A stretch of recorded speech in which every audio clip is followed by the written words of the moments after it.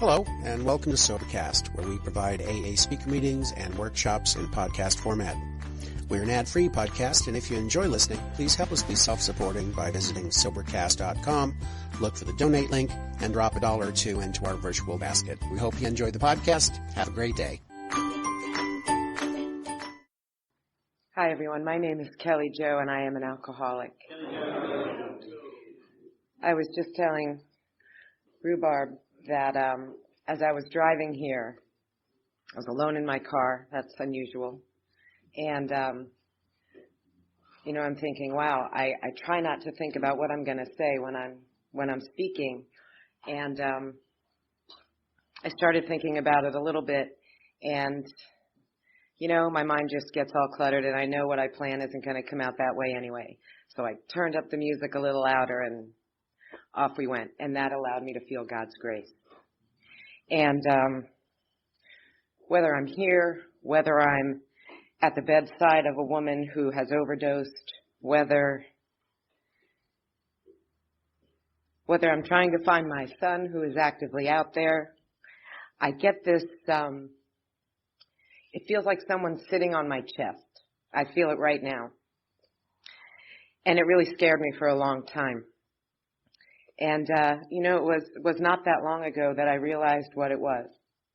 I realized that this is God's grace. It's a gratitude bubble right here. And it always comes out in tears because it really has nowhere else to go. No matter what I'm going through, I am so grateful to be alive and sober. Like, I stand here in amazement because when I made the decision to stop drinking, and I surrendered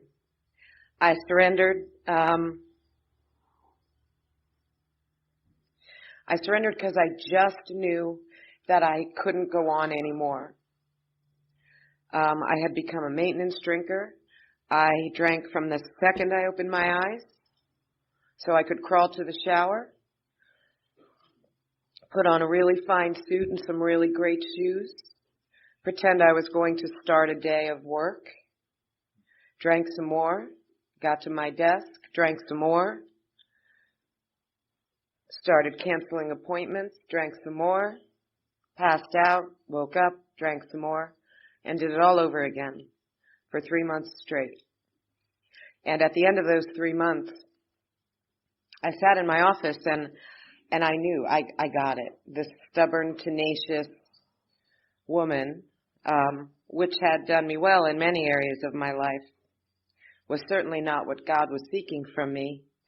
And I got it. I just couldn't believe that I would ever be sober again. I couldn't believe that I would be alive. So I always have to just take a moment and just let you know that there is not one day, whether phenomenal or whether stinky, whether joyous or sad, that I do not get on my knees in the morning and thank God for being alive and sober. And I feel it right now. I was always a little embarrassed to tell my story because you're not going to sit on the end of your seat in amazement. I haven't suffered severe trauma in my life. I'm just kind of an ordinary Joe. I have two brothers. I'm right smack dab in the middle of two brothers. They have the same birthday, so we're very close in age. They're 3 years apart. And I have to tell you, we had an amazing childhood, an absolutely amazing childhood. There was laughter and music and dancing and family and food and all of that over again. And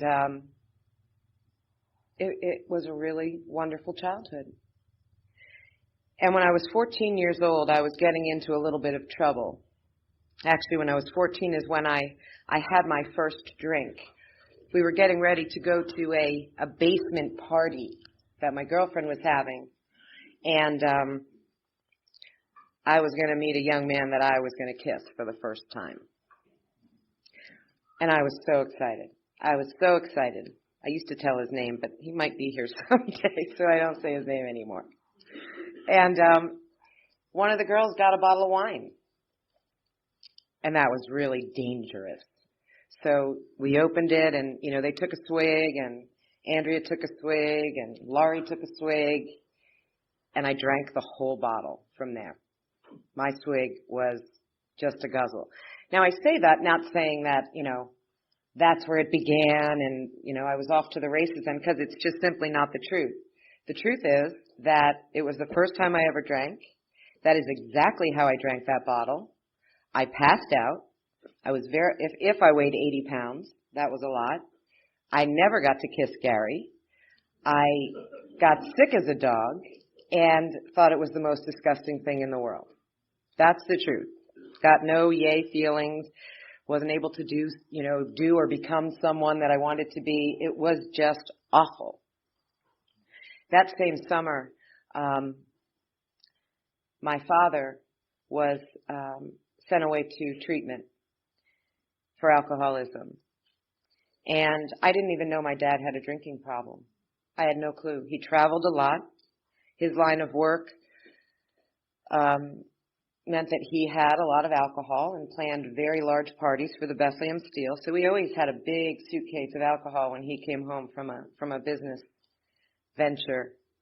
And, when I think back, the only thing I remember my dad saying was that we shouldn't drink the orange juice in the basement refrigerator. It was spoiled. His little stash of whiskey sours down there. I had no clue. I just didn't have a clue. And he wasn't a mean drunk. He slept a lot when he was home. I do know that he fell asleep on the roof one time, and that concerned my mom, but nobody really spoke about it. So when it came that day that I was awakened by my father and Mr. Kilcullen and his boss at the Steel, and I remember seeing him in the kitchen, this shell of a man. And my father's, he's not anymore. He was about 6'4" and rather dapper looking gentleman. That's not what I saw. I saw this skeleton, and I was terrified. And then they told me that he had to go away.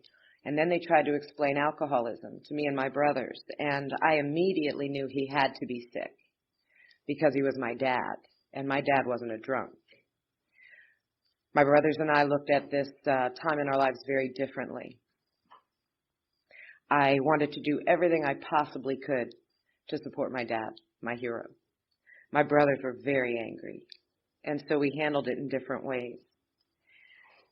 And when my dad came back from Chit Chat,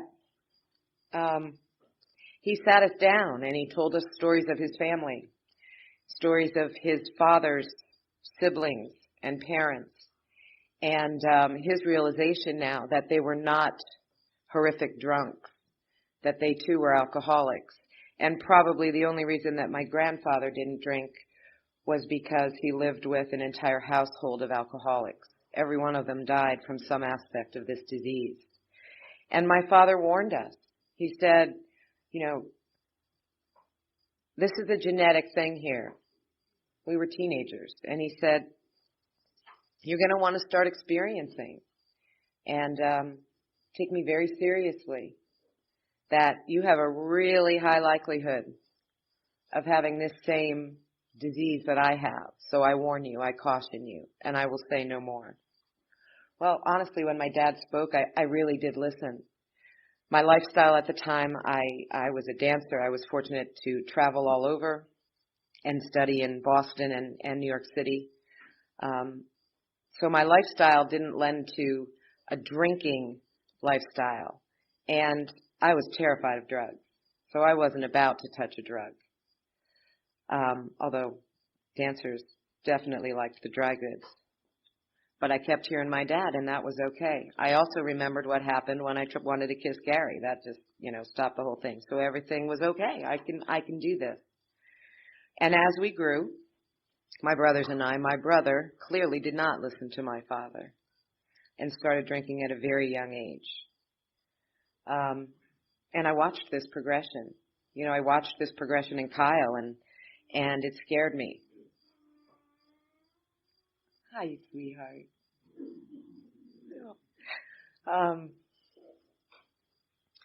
So Kelly Jo did what she was told.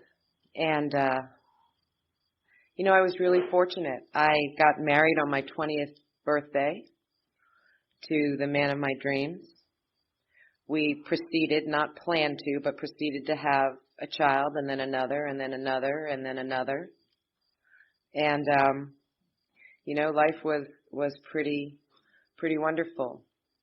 We were financially strapped, to say the least, but simple joy was everything for me and Kevin. And as life progressed, opportunities came along. And as a way to supplement income, I helped a friend who had a financial services firm. He allowed me to work at night, so I didn't need to have my children in daycare. And, something just clicked. Something absolutely clicked. Plus, I had some schooling. And after 3 years of helping him, I ended up becoming a partner and then starting my own firm. And life was really quite amazing. We no longer had the financial woes that we had, although we really didn't see them as financial woes, because there's something that comes over you when you really work hard for something, and Kevin and I worked really hard for things. We never apologized to our children that we didn't have something or that we couldn't afford something. We used the term that we were on an adventure, and that just takes fear out of children. But things started to change. We made a great deal of money. We bought many, many properties for other people. We made things easy for a lot of people. We did a lot of good for the community. We did a lot of good for charitable causes, all anonymously. And, we really thought we had arrived. And all along, not drinking. I just didn't drink. So I went through, college and marriage and children and all these things that young people can't even imagine going through without drinking, not even thinking of a drink, and having the absolute time of my life. And things just started to change a little. I got very sick. And there is a part of me, I was clearly born with this side. I have a real stubborn streak. And a little bit of a holier-than-thou attitude, she says humbly. I like a challenge. I like a challenge. I like to work for things. I like to earn things. And whatever it was, I always took that on with a vengeance. But something started to happen in me. And it went from joy, simple joy, gratitude, adventure, to,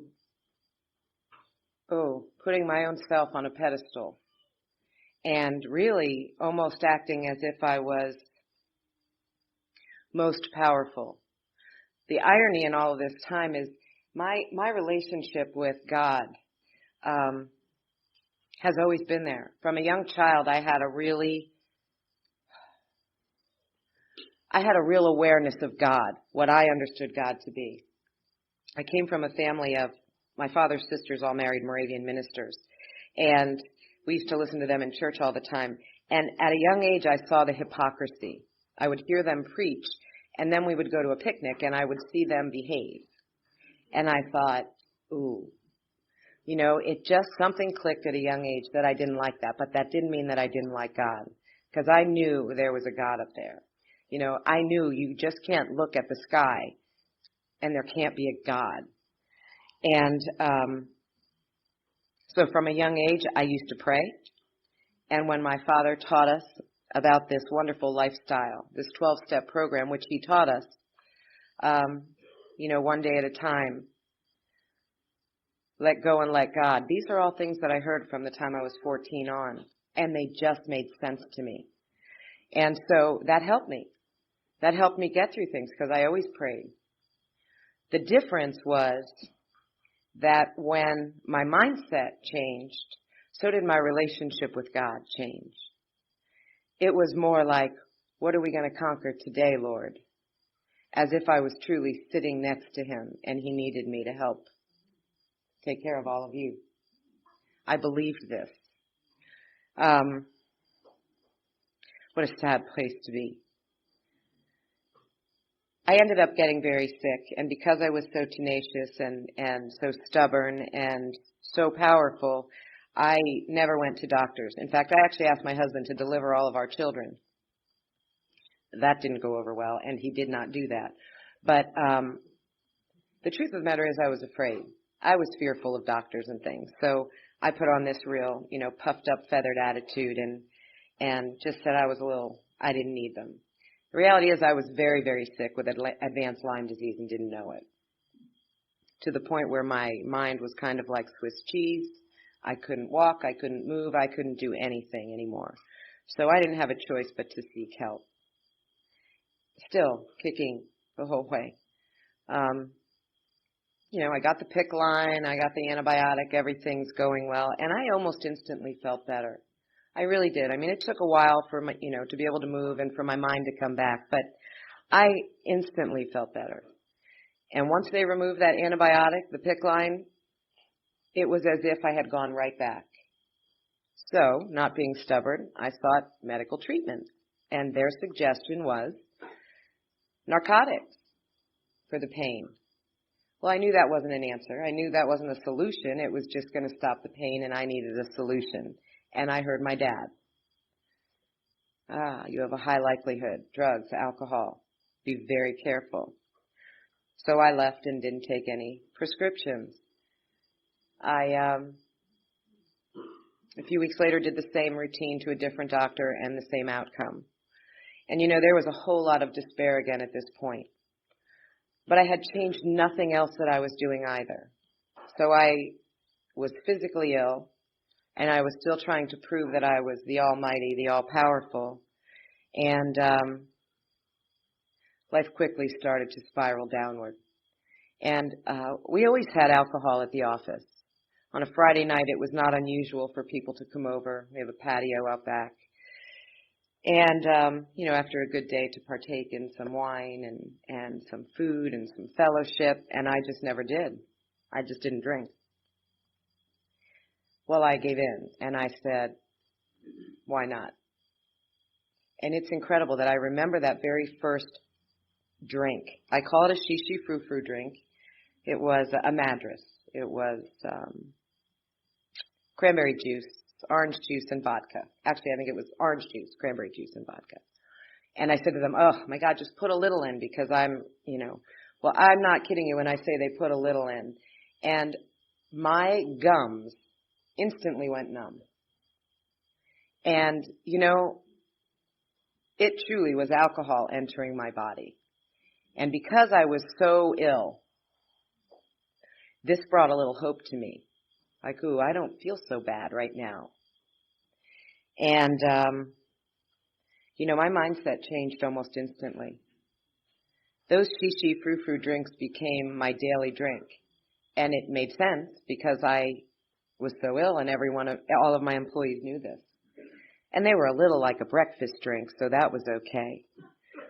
Unfortunately, they didn't see me pouring more and more vodka in, foregoing the cranberry, then foregoing the orange juice, and then just hiding the bottle. It wasn't very long. It was maybe 8 months. And I found myself one night passed out in the powder room in my office, having drank a half a bottle of vodka without break. And when I finally opened my eyes, I crawled to the phone and called my husband, and I called my brother, who was now sober, not in AA, but sober. And I asked them for some help. I said, I am clearly abusing alcohol. I am drinking so much because I have so many problems and I need your help. It was clearly all their fault. The problem was they started looking at my drinking. They weren't doing any of the things that I thought they were supposed to do. And we all know how this goes. What a great reason to drink more. I'll show you. I'll show you.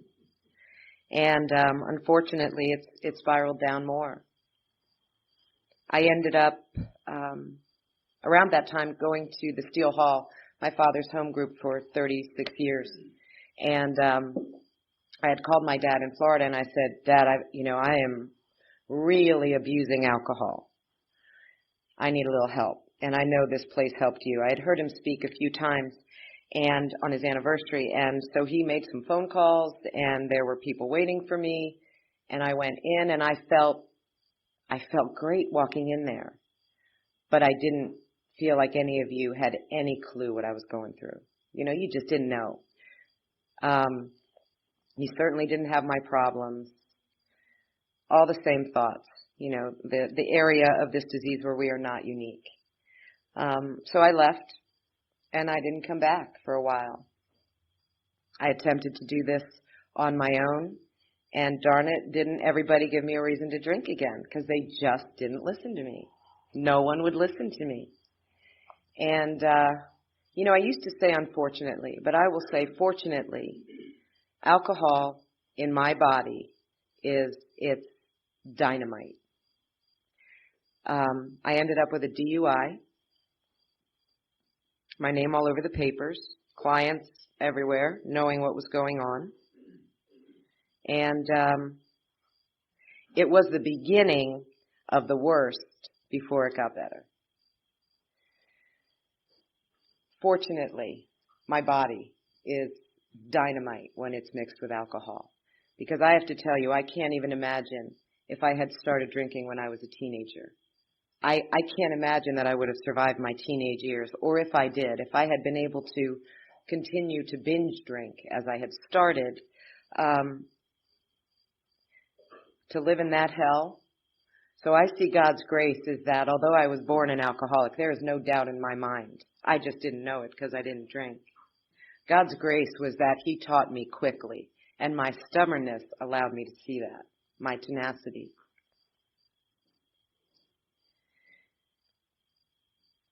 I thought I kept asking people to help me. I thought I was letting them know that I couldn't do this. But, if I actually came out and said, I need help, that would make me look really weak. And Kelly Jo was not weak. After all, I was helping God help all of you. So I had to try to use a little innuendo, and it had gotten to the point where I was literally done. I knew that if I stopped drinking, I was going to die. I had already experienced seizures. But I was okay with that. I had a little chat with God, and I actually had called my dad, asked him to pick me up at the office. I said some horrific, evil things to him. I was not a nice drunk. I was an evil drunk, which is why I stayed in my office, because I couldn't stand to be in my own skin. How could anyone else stand to be around me? And I told him I was going to stop drinking, and that I was probably going to die. And aren't you lucky that you had people that cared about you to whisk you away? Just really ugly, nasty things. So the next morning, when I awoke and there was not a drop of alcohol anywhere, my husband was out of town. My children were off to school, although I certainly didn't help them get there. My two youngest sons. I laid in bed and I just prayed and I thought, okay, God, you're going to take my life because I can't last long without alcohol. If you don't forsake me, Lord, I promise I'll listen.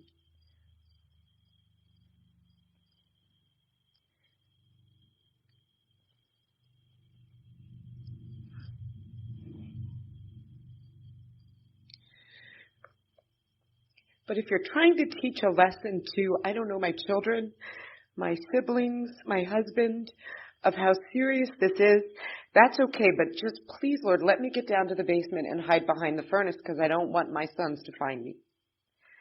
And I was okay with either decision he made as long as he could help me down to the basement. There was no possible way I could get there myself. I was so sick. And honestly, like a knight in shining armor, my dad appeared at my bedside with my mom, bag packed, and we were off to treatment. One of the problems when I went to Steele Hall the first time, and I really did want help, and I'm sure that in the back of my mind I knew that I was an alcoholic. one of the problems was that when I was listening to a speaker, I couldn't relate to anything they were saying. They talked about drunkalogue. They talked about all this different stuff, and I couldn't relate because the insanity where my life was at that point was so far worse than what I was hearing, and I was so ashamed. I was so ashamed. I share that I used to put bottles, I would neatly cut out the bottom of my purse, the lining, and make it so that the bottles could fit perfectly in there. Then I had to move to cartons because if you put your purse down, you could hear the clink.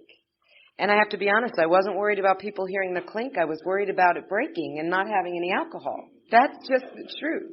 So then I had to go get cartons, and I got cartons that would fit, so I'd stitch it a little more. I'd spend hours doing this.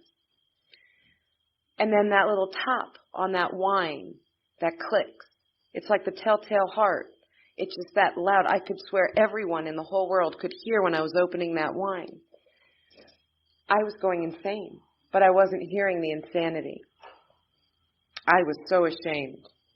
I was hiding bags of wine in the grocery bags that we saved in the closet above the garbage and cutting a little hole and letting that spout come out so I didn't have to click anymore and I didn't have to get a glass and I could just put my head under it. These are the things I was doing, and I didn't hear anyone else doing such absurd, insane things. So I truly had to be really, really bad. And I share those few things with you simply as a way of relieving myself of that shame and letting you know that I understand how insidious this disease is, how cunning, how baffling, and how powerful. So if there's anyone new here and you're doing some really crazy things, you really belong here, and I hope you come back. Oh. When I was in treatment, I remember there were about 100 of us. And one particular lecture, they said that 4% of you are going to leave this building and stay sober. And I just couldn't even believe it. I thought, you've got to be kidding me. 4%? Who would ever pick up a drink again? I was just so grateful that I didn't have that alcohol, that I didn't need that alcohol to breathe, to pee, to do anything. And I thought, while I was sitting in that chair, I prayed. And I said, God, please, I can't even imagine the day will come where I will think of picking up another drink. But if it does, please, smack me, do something, make me aware. I just can't even imagine. And I feel as if I'm sitting in that chair. Because I was still very sick, but I had gone days without alcohol, and I was so grateful. And I'll tell you, I really did believe that the problem was the alcohol, and once I got that out of my system, everything was going to be fine. I only drank for a little less than 3 years. From beginning to that insanity was less than 3 years. And so we move forward, and Kelly Jo leaves treatment, and not much changes. I come home to an absolutely flourishing business at a time when it should have, been shutting down. That's where the market was. A flourishing business. I had bills to pay. We had people to take care of. And, but I vowed to do what I was told. My thinking just started to go backwards again, though. It just started to go backwards. I was going to meetings. I hadn't found a sponsor yet. I was looking for the perfect sponsor. And, just some really old thinking. And I was in the office. And I prayed again and just said, God, I need a sign. I absolutely need a sign where you let me know if closing this business is what I need to do, because I'm sober, but I don't feel happy. I am not happy at all. I just don't know what to do because I have debts to pay, and if I don't have my business, I can't pay my debts. And, I chuckled a little with God because that's what I do. And I went home. The next morning, I happened to be driving by the front of my building, and my sign, which was professionally put in, cemented in the ground 10 years ago, was leaned up against the tree. And I pulled over and I called my husband and asked if he knew why the sign was against the tree. He had no clue. I had attorneys renting for me. I called them and said, do you know why my sign is against the tree? And this one gentleman, David, said, oh, Kelly Jo, yesterday around 4 o'clock, I went out front to go get pizza, and your sign was face down on the ground. And you know, people think this is really silly, but I share this because this is yet again God's grace. Around 4 o'clock is when I was praying for God to give me a sign, like a real sign. I need you to come down here, Lord, and show me. And so David started telling me this, and I just started to cry. I just started to cry. And he proceeded to tell me then that the wood had rotted above the cement and the wind, and, you know, he gave out the whole reason as to why it came down, and he picked it up and put it against the tree. And, you know, there was a part of me that started to listen to him in doubt. And I thought, oh my God, Cal, seriously, you prayed. Your prayers were answered. Now call your man and see if he's on the same page. And I did, and he wept with me. And we closed our business. And chaos ensued. About a month later, when I started to make phone calls to people to let them know that I was going to have to let some of these properties go, a difficult thing to do. It was a rather trying day, and a banking friend of mine had come to visit to see how I was. And you know, as I hung up the phone from my last call, I was drained, and I was humiliated because I'm a woman of my word. I believe that I made those debts. I should pay them. But I was okay then. And this gentleman said to me, Kel, are you okay? And I said, yeah, you know what? I'm okay. I'm okay. It's really humiliating, but I'll be able to give back in another way. And he said, no, I don't mean that. I don't mean the money. He said, you want a drink? And I looked at him and I said, oh my God, Jay, I didn't even think about a drink. Wow. And he left and we hugged and I got in my car and I'm turning the bend and the first thought that came through my mind was, you didn't even think about a drink. Maybe you're not an alcoholic. And I swear to you, I could feel God go right across my head. That moment came to me when I was sitting in treatment. That moment came to me when I said, who could ever even think that they don't have a problem again?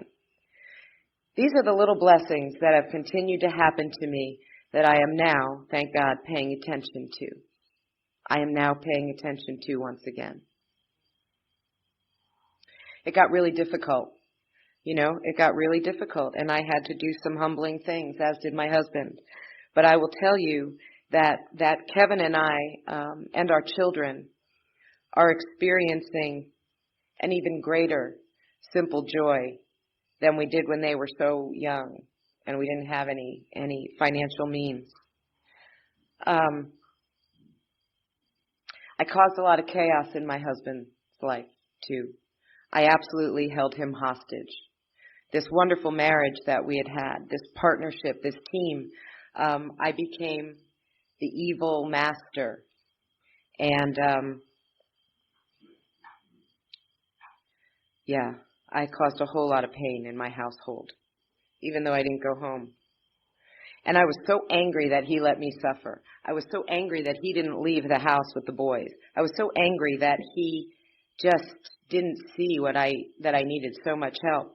And I held that anger for a very long time, even after treatment. And, you know, then I started to experience this program. And I started to experience working with a sponsor and really shutting my mouth and listening to God. You know, I talk to God a lot. I pray a lot. But I find it's often more important for me to listen to God. And fortunately, Kevin took my advice when I needed to step away from him and said, you need some help, baby, because you've got to find this joy. And if you don't, unfortunately, I don't think our marriage is going to last because I can't go back there. I can't ever go back there. So please, I don't want to do it for you. I don't want to take the reins. please find your own happiness. And God willing, you'll forgive me for the chaos that I have created. And yet another blessing. My husband, although it took a while, and I didn't interfere, he thought himself worthy of finding the same peace. And he's an avid Al-Anon member. He is happier than I've ever known him to be. And not because I make him happy, not because the children make him happy, but he now also has a relationship with God that I have never experienced in him. And, so I come to you this evening not with a flamboyant story. It's actually pretty dull, and for a while I was ashamed. I kind of thought I was a spoiled brat, that I was an alcoholic, because there was no reason that I picked up a drink. I wasn't trying to hide trauma. I wasn't trying to hide from somebody I wanted to be. It just wasn't like that. And I would hear people that had suffered such atrocities. And to me, back then, it made sense that they would seek a drink or a drug. So how dare I? But you know what? Once again, I've listened. And as I said, an ordinary Joe with a very serious, deadly illness called alcoholism. Since I've closed my business, we did a lot of soul searching and a lot of research and a lot of looking around. And I am just so fortunate to say that I now spend my every waking and sleeping hour, as does my family, with women in recovery. And is it odd to be grateful that you're a recovering alcoholic? It is truly the greatest blessing that God has bestowed upon me, and my husband, and my children. They have more courage and insight and gifts that they give to me than I could possibly ever give to them. So my message tonight is that of seeking a God of your understanding. That truly is where it all begins. He's listening. He wants us to come to him. He puts things in front of us specifically to see if we are going to reach for him. He does not want me to be godlike. He does not want me to be equal to him. He wants me to be human. He wants me to err. He wants me to be sad. He wants me to seek him when I'm feeling that way, because he can take it all. And I walk into the rooms. I don't care if it's here, this fabulous place. What an amazing place to have a meeting. I was in New York on Saturday night celebrating a year with one of those women that came to live with us for 6 months. She is phenomenal, and she is working with other women. And I spoke in Long Island. And when I walked in that room, it's as if I walked here, or in the Steel Hall, or in Aruba, or wherever I go. I just get so excited to go to a meeting. Because I just get this gratitude bubble, this feeling like someone's sitting on my chest, when in reality it's gratitude with nowhere else to go, so I start to cry. And I come to you humbly this evening to let you know that I am so grateful that I am alive. I am so grateful that I am sober. Because without those, the gifts that I have received from this would absolutely not be possible. And I know we have 10 more minutes to go, but I really don't have more of a message than that. And so I thank you very much for letting me share.